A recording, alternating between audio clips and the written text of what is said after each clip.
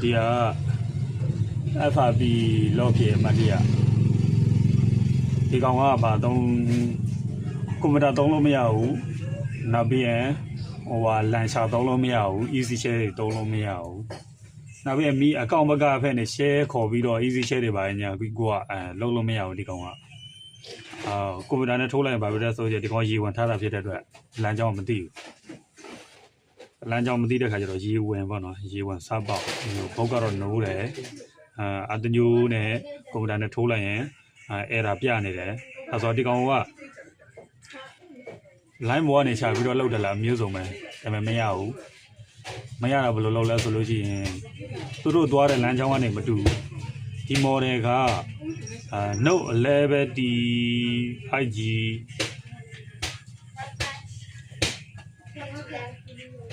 Note 11D 5G Note 11D 5G ဒီကောင်ဘယ်လိုသွားလဲဆိုလို့ရှိရင်ကျွန်တော်တို့ဆန်ကတ်ကနေသွားတယ်စိတ်နေလားစောင်းနေတယ်ဒီမှာမရမကဘူးခါစိတ်နေလားစောင်းနေတယ်အဲဒါဆိုကျွန်တော်တို့ဆင်းကိုတော့ရှာပြီးတော့ဝင်တယ်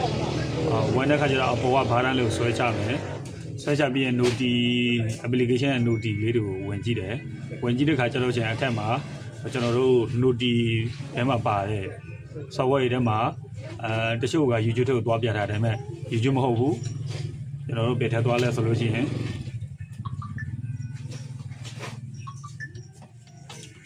Noti ထဲမှာ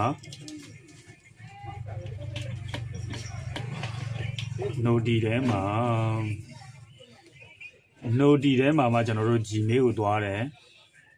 ဒီ Gmail ကိုသွားတယ်YouTube သွားလို့မရဘူး YouTube ကလည်းအားတင်းနေနေတယ်ဆိုပြီးတော့နောက်ပြီးရင်ကျွန်တော်တို့ဒီ asset 3 set ကနေသွားတယ်ပြီးတော့ head အဲ့မှာအဲ့ဒီကအောက်ဆုံးကအကောင်လေးကိုနှိပ်ပြီးတော့ကျွန်တော်တို့ဒီမှာဆိုလို့ရှိရင်ဗာနေရမလဲဆိုလို့ရှိရင်ဒီမှာကျွန်တော်တို့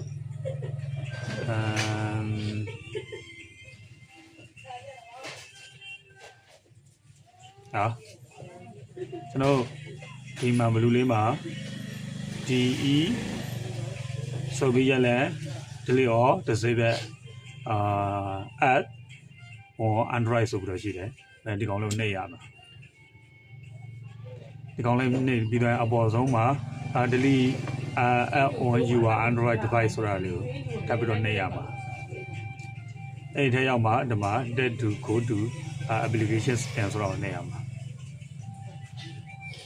အဲ့နောက်ပိုင်းပြီးမှကျွန်တော်ဘာလုပ်ရမလဲဆိုလို့ရှိရင်ဒီမှာ